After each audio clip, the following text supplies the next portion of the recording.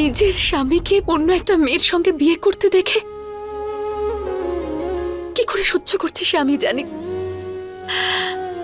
আর স্বামী হয় আমার, আমি ওকে ভালোবাসি, এই কথাটা আমি কি করে ভুলে যাব?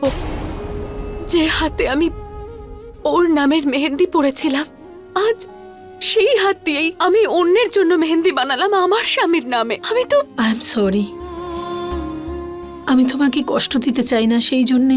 না বৌদি, তুমি সরি বলো না।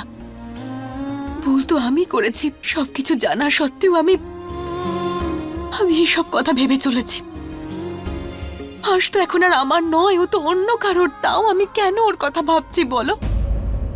আর তোমার কথা, তুমি তো সব সময় আমার পাশে থেকেছো।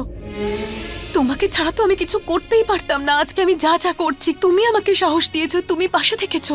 জানো কি, আজকে যেরকমই অবস্থা হোক না কেন, কিন্তু তোমার সত্যিকারের ভালোবাসা, তোমার চেষ্টাকে ঈশ্বর দেখতে পাচ্ছে। হয়তো আজকে যে উনি এই অবস্থা করেছেন, কালকে হয়তো এই অবস্থা পাল্টে দেবেন।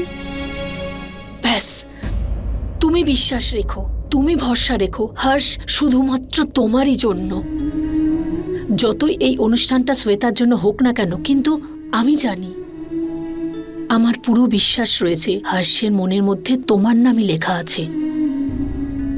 আজ নয়তো কাল সবকিছু মনে পড়ে যাবে। ওর এই জানকীর থেকে নিজের পুতুলের কথা মনে পড়ে যাবে।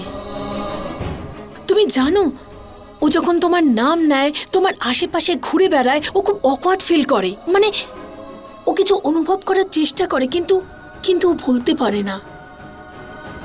ওর মনের ভেতরে তোমার জন্য একটা স্পেশাল জায়গা থাকে না, সেটা আছে। শুধু বুঝতে পারছে না ওটা কিভাবে প্রকাশ করবে। জানো কি, আমরা সবাই তোমার সঙ্গে রয়েছি। আমি, ঠাম্মা, শেখর। শুধু তুমি হাল ছেড়ে দিও না। হর্ষ তোমারই রয়েছে আর তোমারই থাকবে। তোমাদের এই ভালোবাসা কখনো ভেঙে যাবে না। এখন চোখের জল মোছো আর একটা মিষ্টি করে হাসো।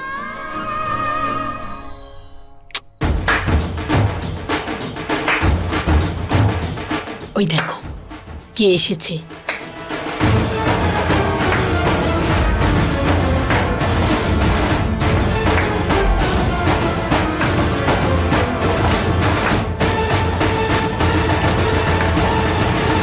চলো, এসো।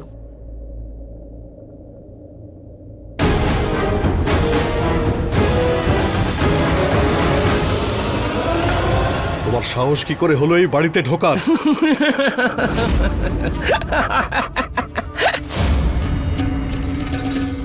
আমার সাহস দেখে তুই এই জন্যই ভয় পেয়ে গেলি তো রাজেশ? কারণ আমি তোর সমস্ত কালো কাজ আর তোর আসল রূপটা জানি। তুই হর্ষ আর জানকীর সঙ্গে যা করেছিস সেই ব্যাপারটাও আমি জানি।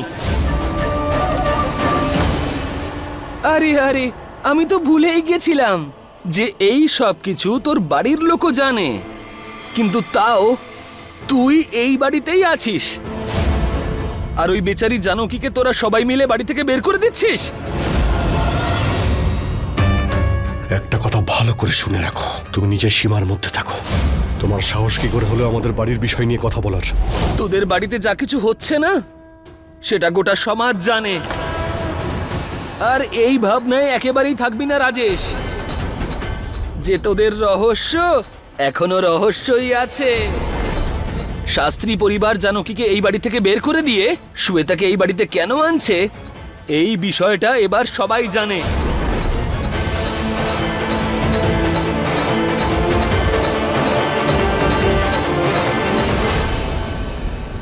রঙ্গোলিটা কি নাটক করছো এখানে তুমি? আরে আরে সবিতা, এবার যখন আমি এই বাড়িতে এসেছি তখন এই বাড়ির নতুন বৌমাকে আশীর্বাদ করেই যাব এখান থেকে।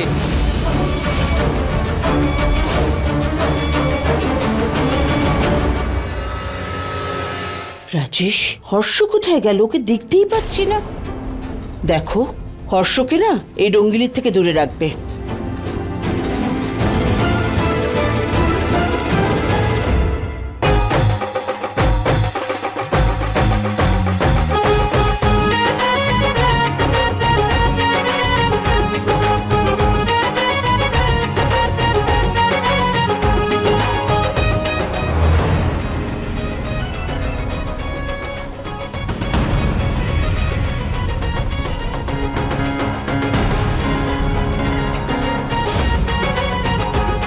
মা, শ্বেতা ঘোমটা দিয়ে আছে কেন? মা, যখন কনের মেহেন্দি ছেলের বাড়িতে হয় তখন তাকে ঘোমটা দিয়েই থাকতে হয়, এটা আমাদের বাড়ির নিয়ম। আচ্ছা, এখন তো হর্ষদা নেই এখানে, না?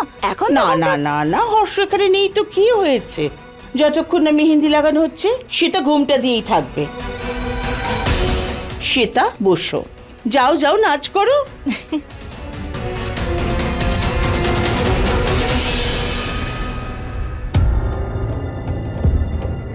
সবিতা, হর্ষ কোথায়?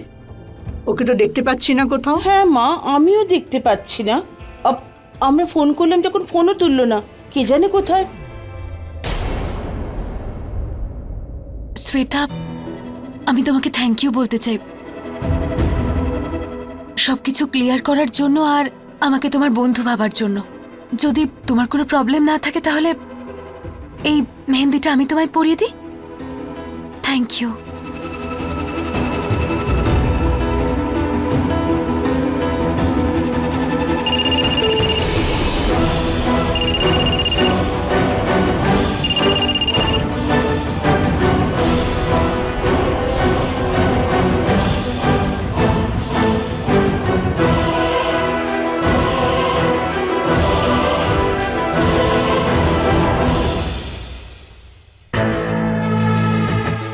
বললাম তো এভাবে কথা বলতে পারবো না।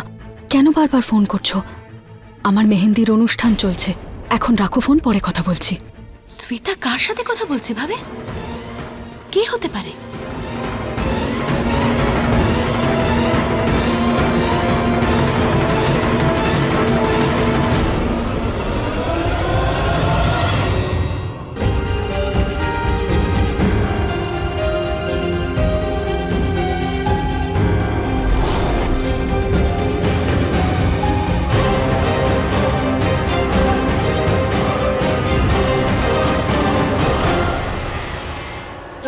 যতক্ষণ হর্ষ ভালো আছে, সুস্থ আছে, ততক্ষণ আমার ভাগ্যের কাছে আমার কোনো অভিযোগ নেই।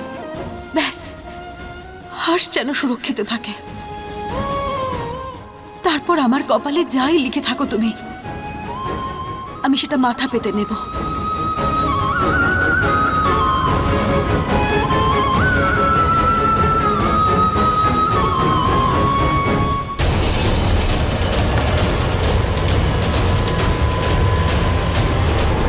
সেটা কি হচ্ছে?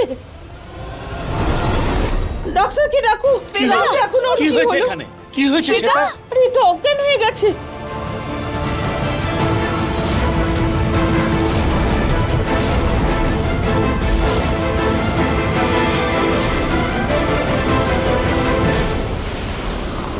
কি হয়েছে শ্বেতা? কিচ্ছু হয়নি, জানো কি, ও ঠিক হয়ে যাবে। ঈশ্বর করে যেন তাড়াতাড়ি সুস্থ হয়ে ওঠে। কিন্তু আপনি এখানে এইভাবে? জানো কি, আমি যখন আজকে পুজো করছিলাম তখন মনে হলো যে তুমি সত্যিটা জেনে গেছো। তাহলে বলো, হর্ষের অ্যাক্সিডেন্টের ব্যাপারে কিছু জানতে পারলে তুমি? সত্যি কথা বলতে রাঙ্গেলি, ঠিক করে কিচ্ছু বুঝতে পারছি না। তারপরে বিয়েটা হঠাৎ ঠিক হয়ে গেল, আমি তো ফেঁসে গেছি। আমি সম্পূর্ণ চেষ্টা করছি সত্যিটা জানার, কিন্তু ঈশ্বর যদি আমাকে একটু সাহায্য করে, একটা হিং দেয়, তাহলে কাজটা সহজ হয়ে যায় আমার। জানো কি, ঈশ্বর আমাকে যে ইঙ্গিতটা দিয়েছেন সেটা কিন্তু মিথ্যে হতে পারে না। তুমি দেখো, 1-2 দিনের মধ্যে তুমি নিশ্চয়ই কিছু জানতে পারবে। সত্যিটা বেশি দিন লুকিয়ে থাকতে পারে না। শাস্ত্রী পরিবারের সমস্ত রহস্য বেরোবে এবার, আর হর্ষের শত্রুরা সেটা দেখেই আরো ভয় পেয়ে যাবে। ঈশ্বর করুণা আপনার কথা যেন সত্যি হয় রাঙ্গেলি।